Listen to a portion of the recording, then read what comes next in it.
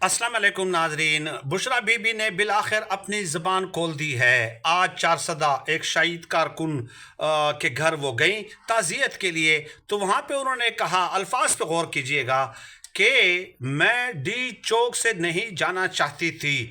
मैं डी चौक में बिल्कुल अकेली रह गई थी, बिल्कुल अकेली रह गई थी।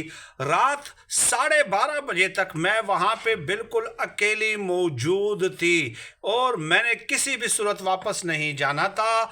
मैं कारकुनों की शहादत पे बहुत ज़्यादा गमज़दा थी और मैं 12:30 तक अकेली वहाँ पे मौजूद रही। इसके दर्जनों गवाह मौजूद हैं। यानी अली अमीन गंडापुर साहब भी छोड़कर गए थे ना, और कौन था उधर, बाकी तो कोई था ही नहीं वहाँ पे।